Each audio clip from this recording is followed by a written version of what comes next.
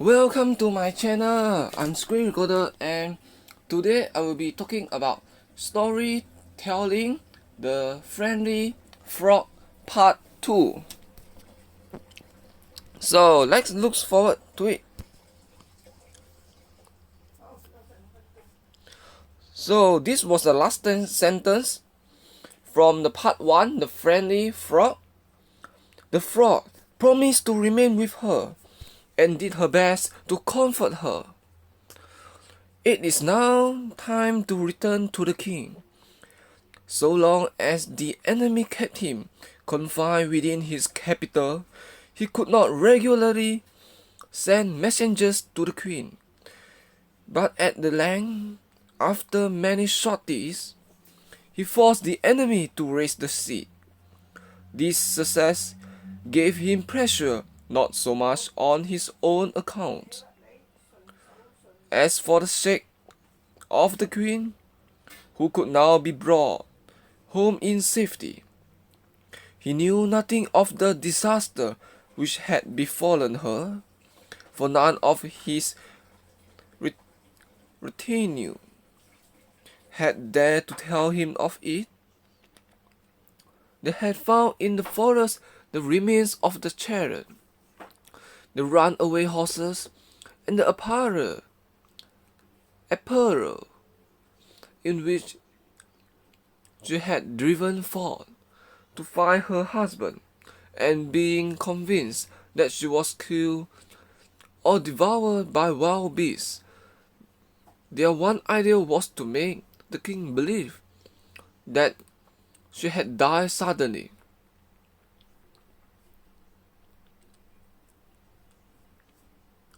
It seems that, as if the king could not survive this mournful news, he tore his hair, wept bitterly, and lamented his loss with all manner of sorrowful cries and sobs and sighs. For several days he would see nobody, and hid himself from view. Later, he returned to his capital and entered upon a long period of mourning, to the sincerity of which his heartfelt sorrow bore even plainer testimony than his sober gap of woe. His royal neighbors all sent ambassadors with messages of condolence,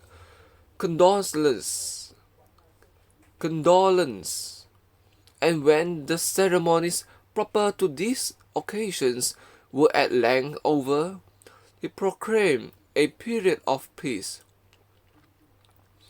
He released his subjects from military service and devoted himself giving them every assistance in the development of commerce. Of all this the queen knew nothing. A little princess had been born to her in the meantime, and her beauty did not belie the frog's prediction. They gave her the name of Muffet, and the queen had great difficulty in persuading the witch to let her bring up the child, and for her ferocity was such that she would have liked to eat it. At the age of 6 months, Muffet was a marvel of beauty, and often she gazed upon her with mingled tenderness and pity. The queen would say, "Could your father but see you, my poor child, how delighted he would be, and how dear you would be to him. But perhaps even now he has begun to forget me. Doubtless he believes that death has robbed him of us, and it may be that another now fills the place I had in his affections." Many were the tears she shed over these sad thoughts, and the frog, whose love for her was sincere, was moved one day by the sight of her grief to say to her, "If you like, madam, I will go seek your royal husband. It is a long journey, and I am but a tardy traveler. But sooner or later, I have no doubt, I shall get there." No suggestion could have been more warmly approved. The queen, clasping her hands and bidding little Moffat do the same in token of the gratitude she felt towards the good frog for offering to make the expedition. Nor would the king, she declared, be less grateful. "Of what advantage, however," she went on, "will it be to him to learn that I am in this dire abode, seeing it will be impossible for him to rescue me from it?" "That must leave to Providence, madam," said the frog. "We can make those efforts of which we are capable." They took farewell of each other, and the queen sent a message to the king. This was written with her blood on a piece of rock, for she had neither ink nor paper. The good frog was bringing him news of herself, she wrote, and she implored him to give heed to all that she might tell him, and to believe everything she had to say. It took the frog 1 year and 4 days to climb the 10,000 steps which led from the gloomy realm in which she had left the queen up into the world. Another year was spent in preparing her equipage, for she was too proud to consent to appear at court like a poor and humble frog from the marshes. A little sedan chair was made for her, large enough to hold a couple of eggs comfortably, and this was covered outside with tortoise shell and lined with lizard skin. From the little green frogs that hopped about the meadows, she selected 50 to act as maids of honor, and each of these was mounted on a snail. They had dandy sandals and rode in dashing style with the leg thrown over the sandal bow. A numerous bodyguard of rats, dressed like pages, ran before the snails. In short, nothing so captivating that ever been seen before. To crown all, the cap of roses, which never faded but was always in full bloom, most admirably became her, being something of a cold kick. Too, she could not refrain from a touch of rouge and a patch or two. Indeed, some said she was painted like a great many other ladies of the land, but it has been proved by inquiry that this report had its origin with her enemies. The journey lasted 7 years, and during all that time the poor queen endured unutterable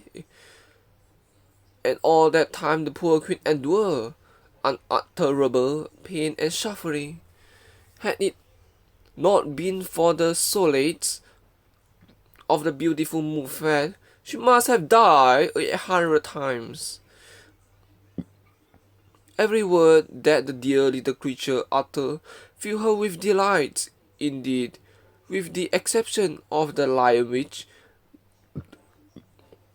there was nobody who was not charmed by her. There came at length a day after the queen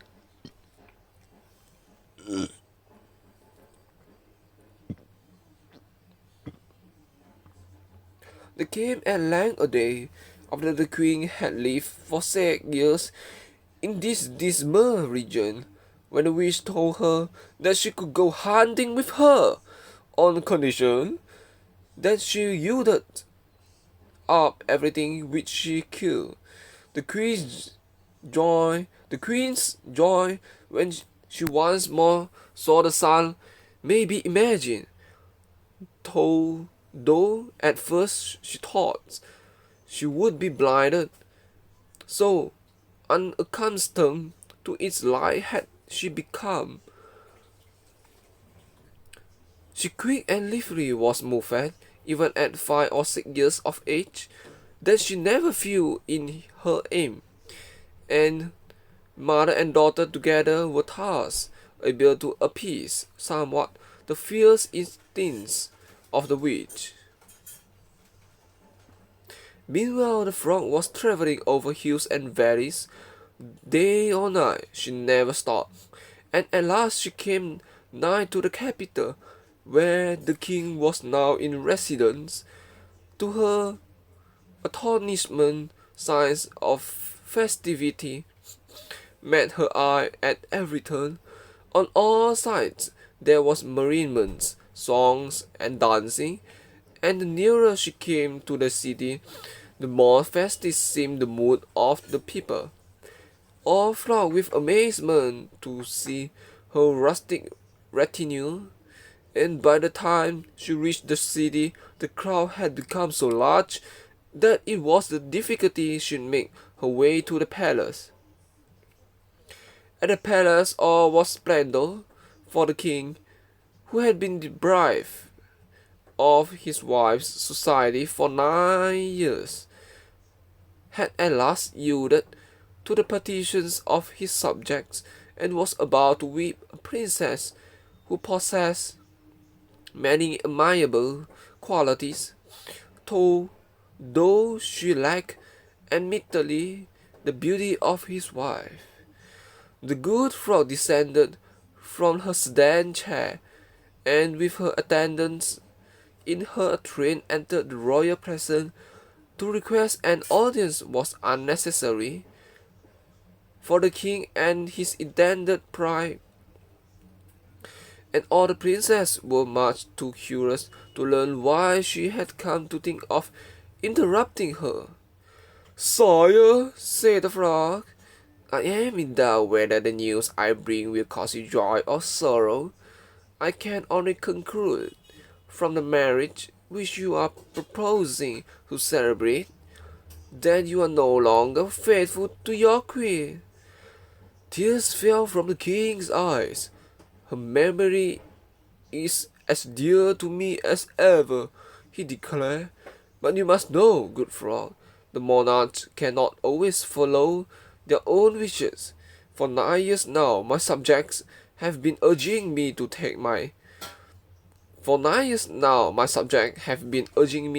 a wife, and indeed it is due to them that there should be an heir to the throne. Hence, my choice to this young princess, whose charms are apparent."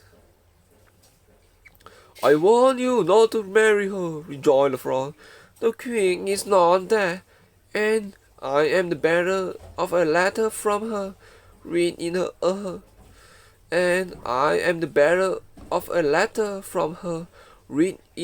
own blood. There was been born to you a little daughter, Muffet, who is more beautiful than the very heavens." The king took the rod, on which the short message from the queen was written. He kissed it and moistened it with his tears, and declared, holding it up for all to see, and he recognized the handwritings of his wife, that he replied the frog with endless questions, to all of which she replied with lively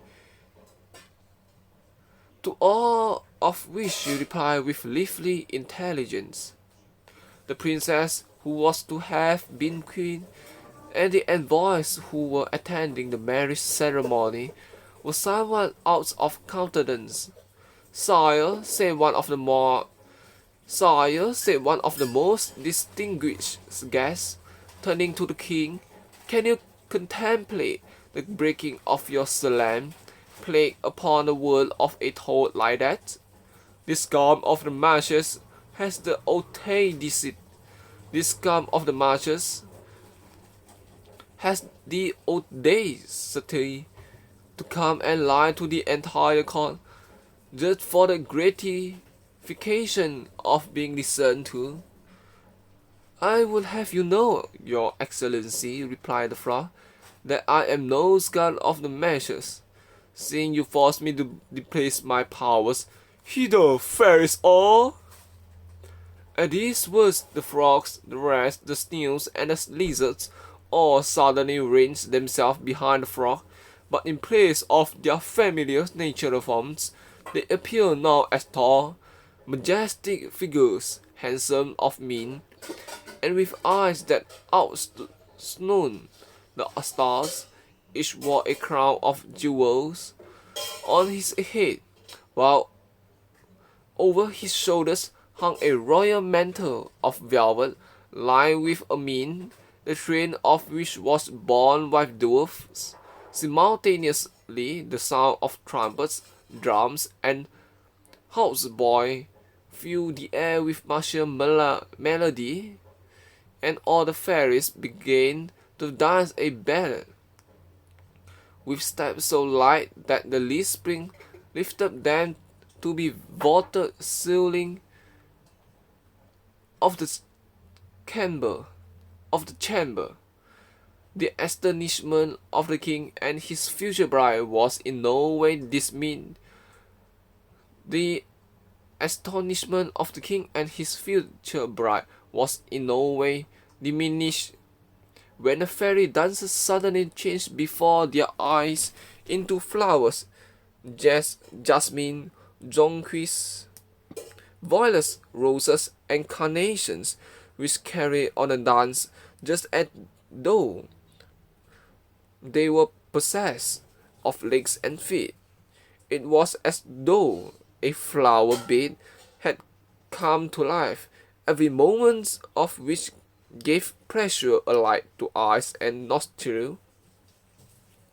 A moment later the flowers vanished, and in their place were fountains of living water that fell in a cascade and formed a lake beneath the castle walls.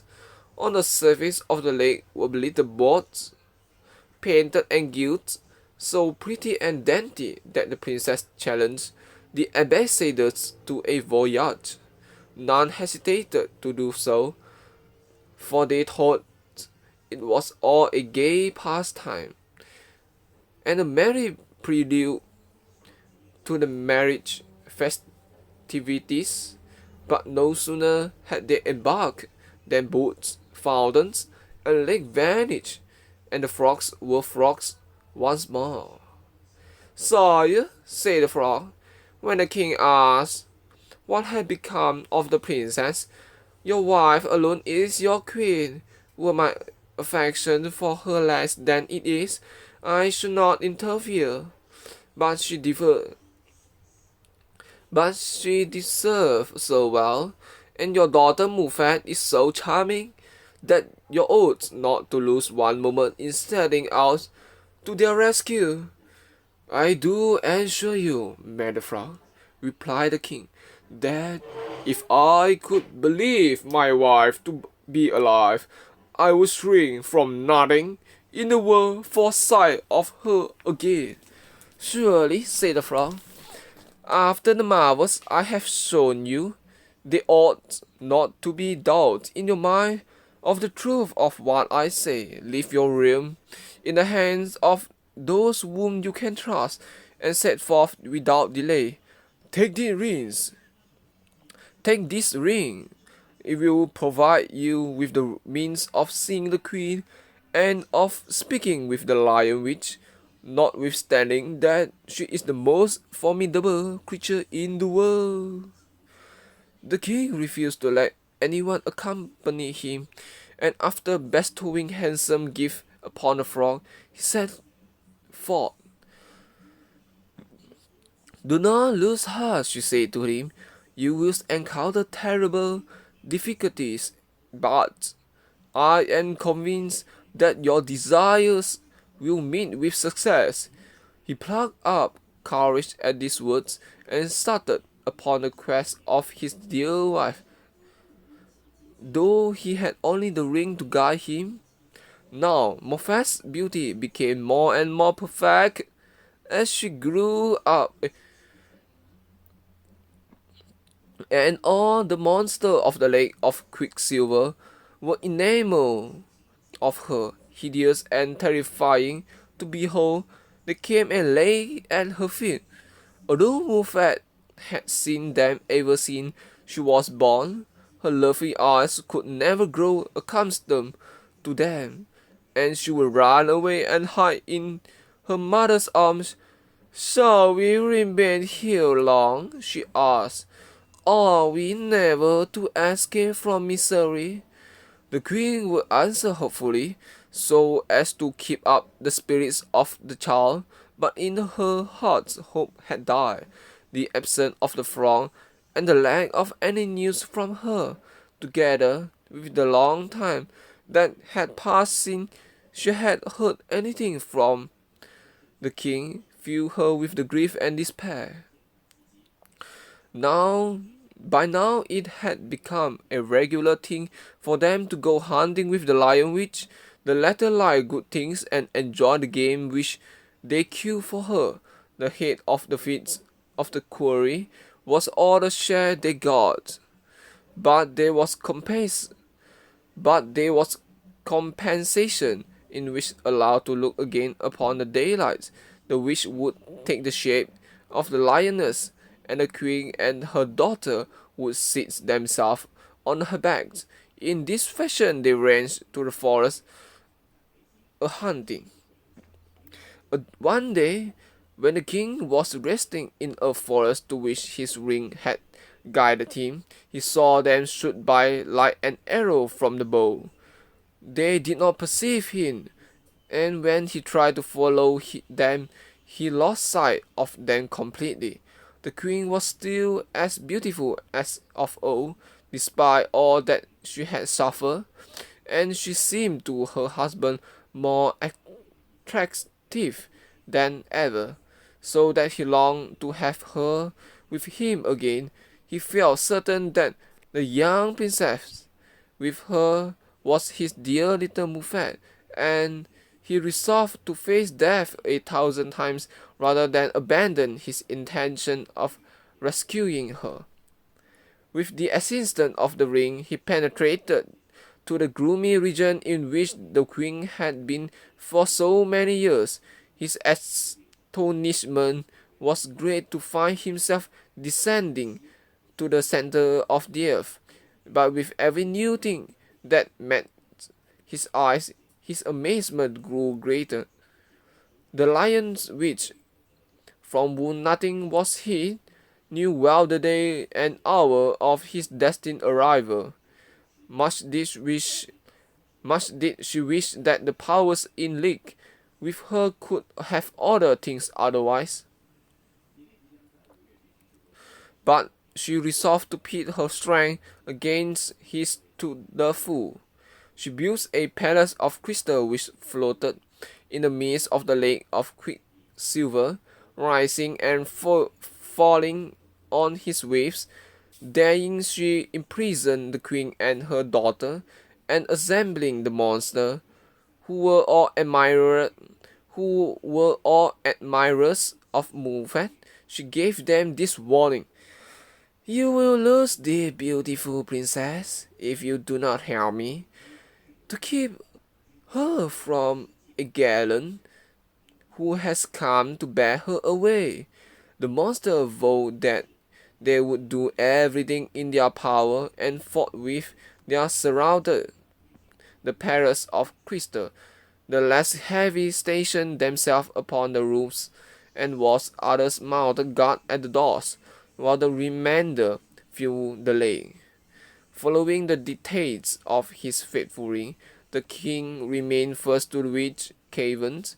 She was waiting for him in the form of a lioness, and the moment he appeared she sprang upon him, but she was not prepared for his radiant swordsmanship, and as she put forth a paw to fell him to the ground, he cut it off at the elbow joint. She yelled loudly and fell over, whereupon he went up to her and set his foot upon her throat, swearing that he would kill her. Notwithstanding her uncontrollable rage, and the fact that she had nothing to fear from wounds, she felt cowed by him. "What do you seek to do to me?" she asked. "What do you want of me?" "I intend to punish you," replied the king with dignity, "for having carried away my wife. Deliver her up to me, or I will strangle you on the spot." "Turn your eyes to the lake," she answered, "and see if it lies in my power to do so." The king followed the direction she indicated, and saw the queen and her daughter in a palace of crystal, where it floated like a boat without oars and ruddered on a lake of quicksilver. He was like to die of mingled joy and sorrow. He shouted to them at the top of his voice, and they heard him. But how was he to reach them? While he pondered a plan for the accomplishment of this, the lion which vanished. He ran round and round the lake. Much sooner did the palace draw near enough at one point or another to let him make a spring for it. Then it suddenly receded with menacing speed. As often as his hopes were raised, they were dashed to the ground. Fearing that he would presently tire, the queen cried to him that he must not lose courage, for the lion which sought to wear him down, but that not true love could brave all obstacles. She stretched out imploring hands, and so did Muffet. At sight of this, the king felt his courage renew within him. Lifting his voice, he declared that he would rather live the rest of his life in this dismal region than go away without them. Patience he certainly needed, for no monarch in the world ever spent such a miserable time. There was only the ground cumbered with briars and thorns for bed, and for food he had only wild fruit more bitter than gall. In addition, he was under the perpetual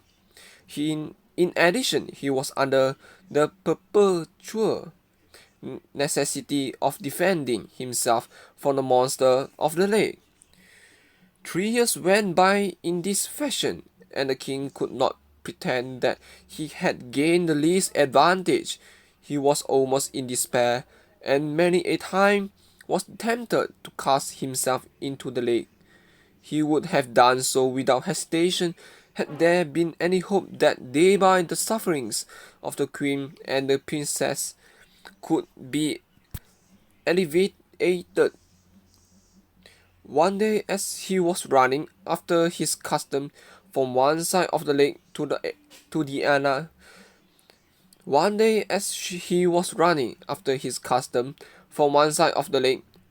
other, he was healed by one of the ugliest of the dragons. "Swear by your own crown and scepter, by the kingly robe, by your wife and child," said the monster, "to give me a certain tidbit to eat for which I have a fancy whenever I shall ask for it, and I will take you on my back. None of the monsters in this lake which are guarding the palace will prevent us from carrying away the queen and Princess Muffet. "Best of the dragons!" cried the king, "I swear to you, and to all of dragon blood, that you shall have your fill of whatsoever your desire, and I will be forever your devoted servant." "Promise nothing which you do not mean to fulfill," replied the dragon, "for otherwise lifelong misfortune may overwhelm you." The king repeated his assurances,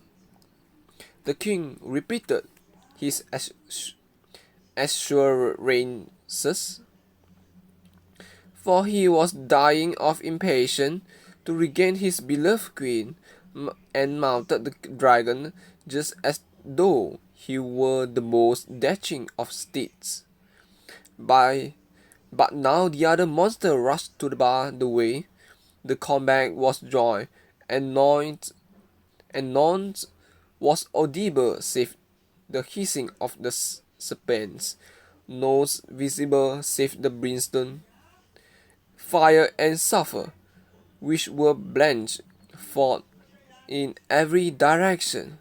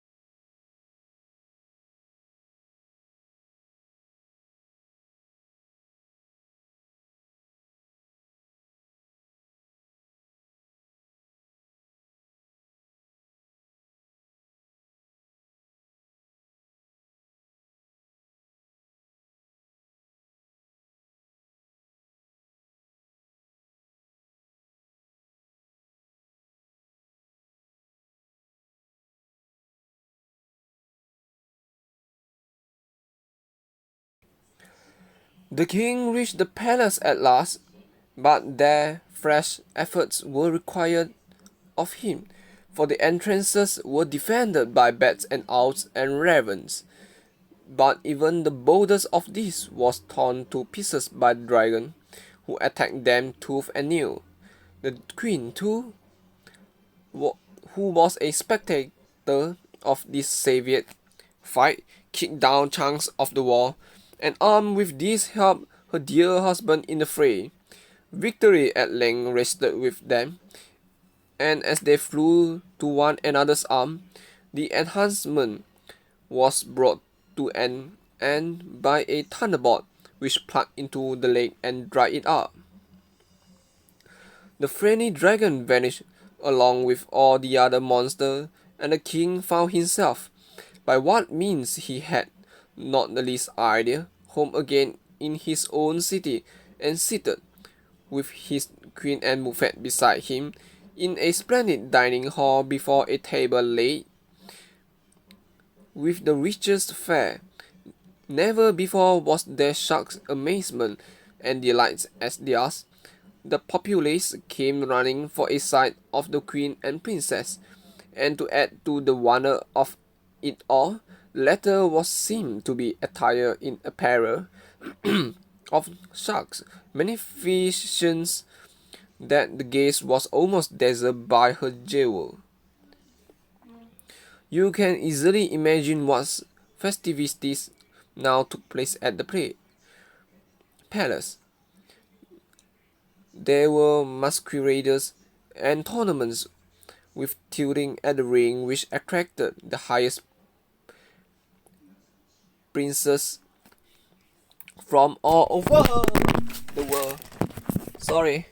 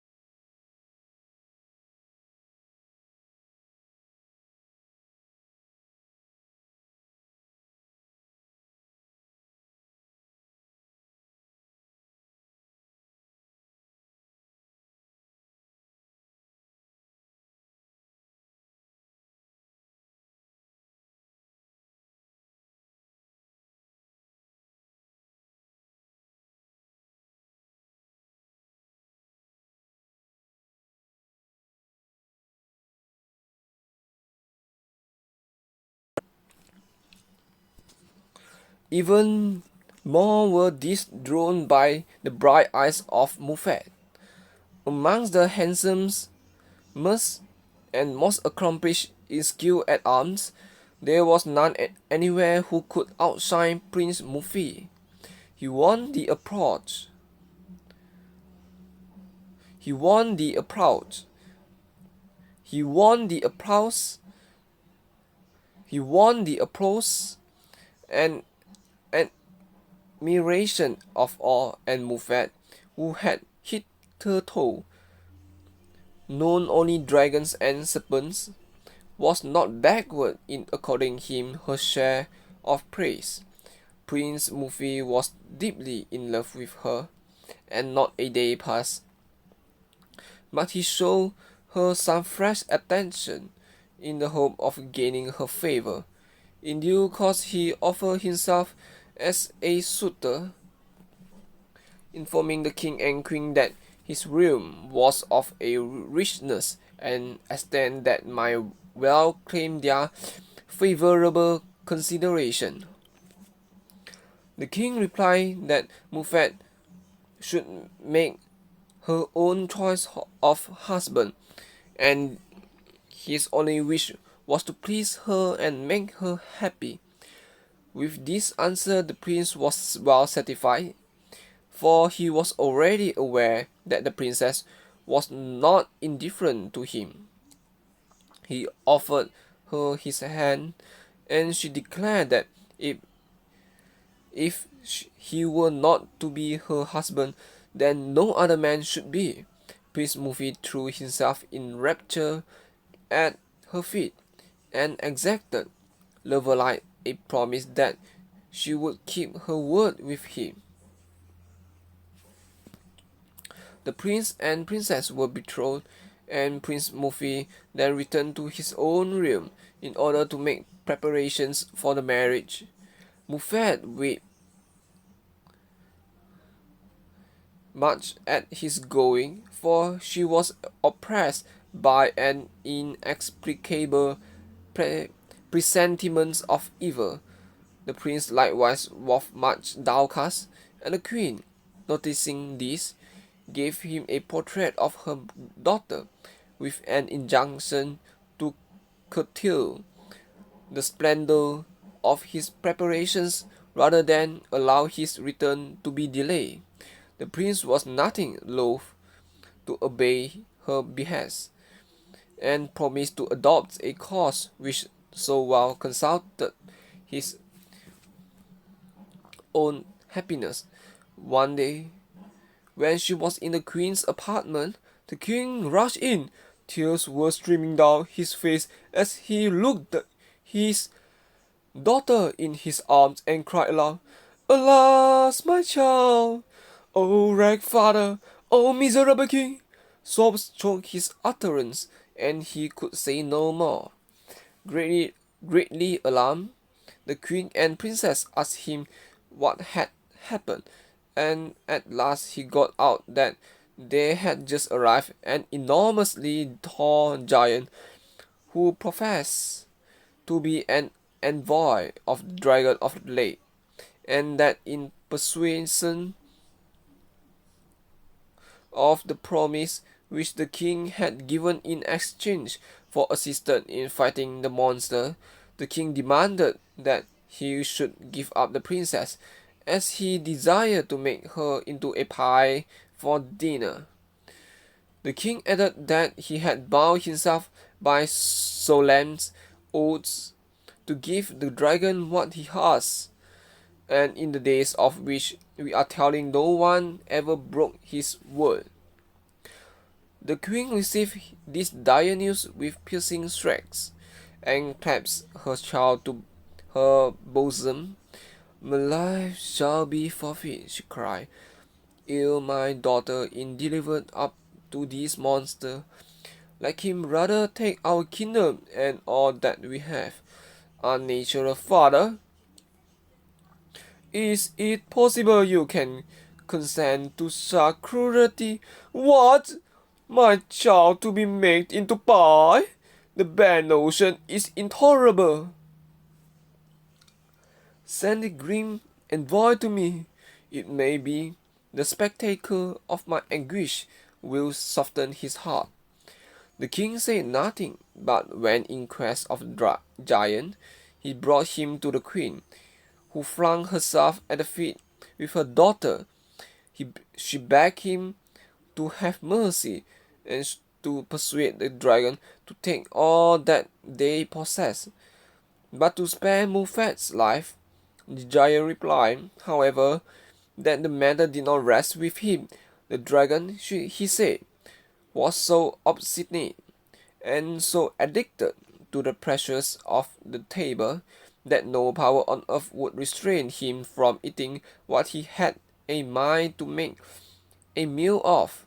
Furthermore, he consoled them as a friend to you with a good grace, lest greater ills should be in store. At these words the queen fainted, and the princess would have been in similar case, if she had not been obliged to go to the assistance of her mother. No sooner was the dreadful news known throughout the palace than it spread all over the city. On all sides there was weeping and wailing, for Mufat was greatly beloved. The king could not bring himself to give her up to the giants, and the latter, after waiting several days, grew restive and began to utter terrible threats. But the king and the queen, taking counsel together, were agreed. "What is there worse that could happen to us?" they said. "If the dragon of the lake were come and eat us all up, we could not suffer more. For if Mufat is put into a pie, that will be the end of us." Presently, the giant informed them that he had received a message from the dragon to the effect that if the princess would agree to marry one of his nephews, he would spare her life. This nephew was not only young and handsome, but a prince to boot, and there was no doubt of her being able to live very happily with him.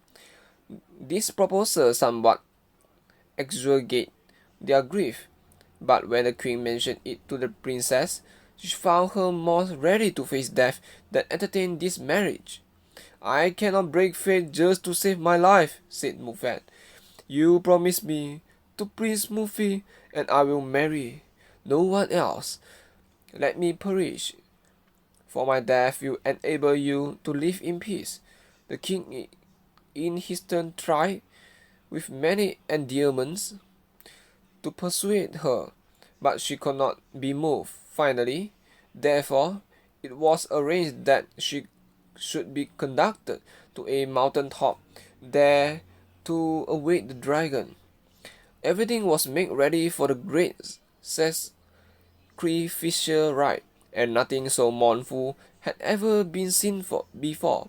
Black garments and pale, distraught faces were encountered at every turn.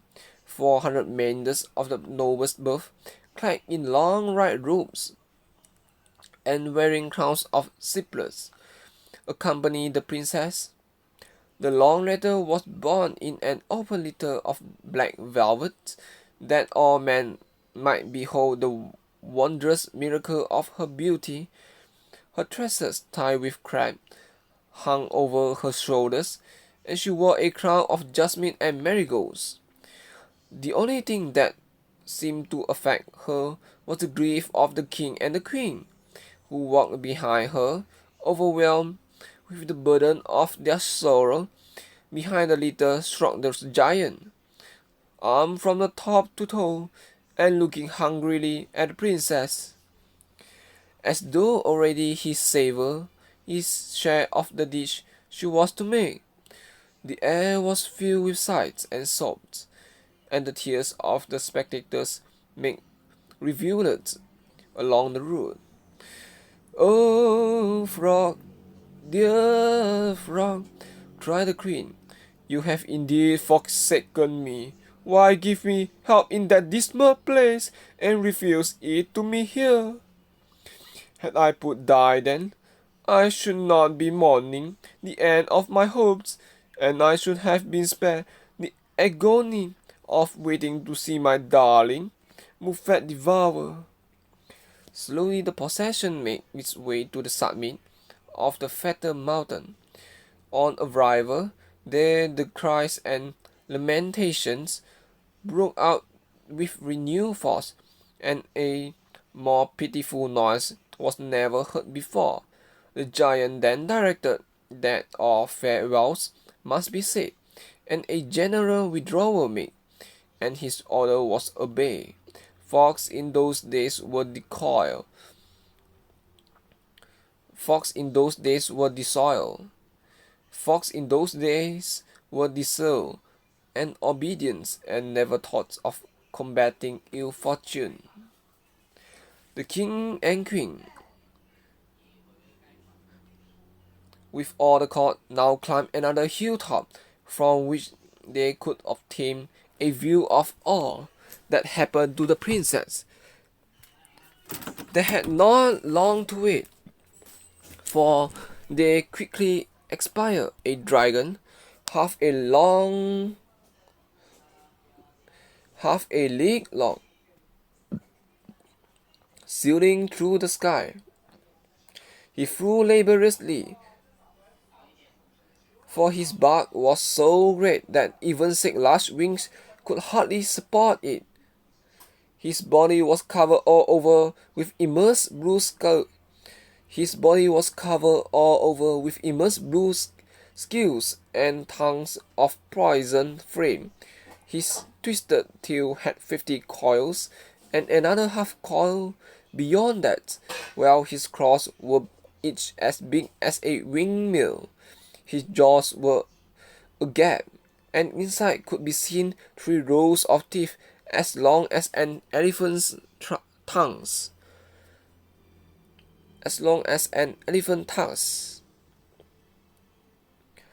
Now, while the dragon was slowly wending his way to the mountain top, the good and faithful frog, mounted on a hawk's back, was flying at full speed to Prince Muffet.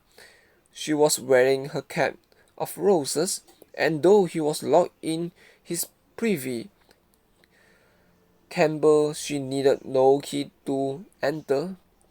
"Hapless lover," she cried, "what are you doing here, this very moment, while you sit dreaming about her beauty? Muffet is in direst peril. See, here is a rose leaf. I have but to blow upon it, and it will become a mettlesome steed." As she spoke, there suddenly appeared a green horse, It had 12 hoofs and 3 heads, and from the latter it could spit forth fire, boom shouts, and cannonballs respectively. The frog then gave the prince a sword, 8 yards long and no heavier than a feather, and a garment fashioned out of a single diamond. This he split on like a coat, and though it was hard as rock, it was so plain that his movements were no way impeded. "Now fly to the rescue of your love," said the frog. "The green horse will carry you to her. Do not omit to let her know, when you have delivered her, of what my part has been." "Great-hearted fairy," cried the prince, "this is no moment to return your thanks, but from henceforth I am your faithful servant." Off went the horse with the 3 heads, galloping on his 12 hoofs 3 times as fast and more than the best of ordinary steed, and in a very short time the prince had reached the mountain, where he found his dear princess all alone. As the dragon slowly drew near, the green horse began to throw out fire, boom shouts, and cannonballs, which greatly disconcerted the monster. 20 balls lodged in his throat. His skilly armor was dinted, and the boom shouts put out one of his eyes. This enraged him. He tried to hurl himself upon the prince, but the latter's long sword was so finely tempered that he could do what he liked with it, and now he plucked it in up to the hilt, now cut with it as though it had been a whip. The prince would have suffered, however, from the dragon's claws, had it not been for his diamond cord, which was impenetrable.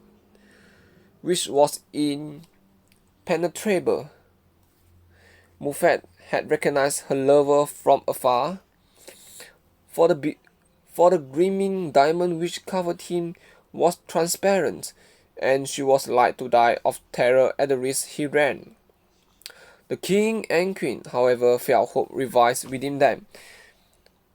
They had little thought to see arriving so opportunely a horse with 3 heads and 12 hoofs that breathed forth fire and flame, nor yet a prince in diamond mules and armed with so redoubtable a sword, who performed such prodigies of valor. The king put his hat on the end of his stick. The queen tied a handkerchief to hers, and with all the courts following suit, there were no lack of signals of encouragement to the prince. Not that such were necessary, for his own stout heart and the peril in which he saw Muffet were enough to keep his courage up. Heaven, how he fought! Bards, talons, horns, wings, and scales fell from the dragon till the ground was covered with them, and the soil was dyed blue and green with the mingled blood of dragon and horse. 5 times the prince was unhorsed, but each time he picked himself up and composedly mounted his steed again. Then would follow such cannonades, bombardments, and flame throwing as had never been seen or heard of before. At length, its strength exhausted, the dragon fell, and the prince delivered a finishing stroke. None could believe their eyes when from the gaping wound so made there stepped forth a handsome and elegant prince, clad in a coat of blue and gold velvet, embroidered with pearls, and wearing on his head a little Grecian helmet with a crest of white feathers. With outstretched hands, this newcomer ran to Prince Muffet and embraced him. "How can I ever repay you, my gallant deliverer?" he cried. "Never was monarch confined in a more dreadful prison than the one from which you have freed me. It is 16 years since the lions condemned me to it, and I have languished there ever since. Moreover, such is her power that she would have obliged me, against my will, to devour that sweet princess. I beg you to let me pay my respects to her, and expect my helpless pride. Astonished and delighted by the remarkable way in which his adventure had ended, Prince Mufi lavished courtesies upon the newly discovered prince. Together they went to Mufid and rendered thanks 1,000 times to Providence for her unexpected happiness. Already the king and queen and all the court had joined her, and everybody spoke at once, and nobody listened to anybody, while nearly as many tears were shed for joy as a little time ago had been shed for grief. And finally, to set the crown on their rejoicing, the good frog was espied, flying through the air on her hawk. The latter had little golden bells upon his feet, and when the faint tinkling of this caused every one to look up, there was the frog, beautiful as the dawn, with her cap of roses shining like the sun. The queen ran to her and took her by one of her little paws. At that instant the wise frog was transformed into a majestic royal lady of gracious mien. "I come," she cried, "to crown the faithful Mulfair, who preferred to face death rather than break her word to Prince Mufi." With these words she praised to Mr.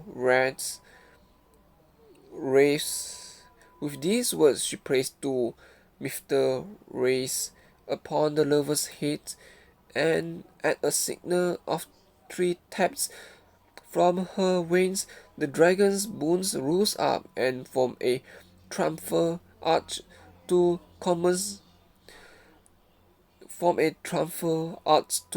commemorate the auspicious occasion.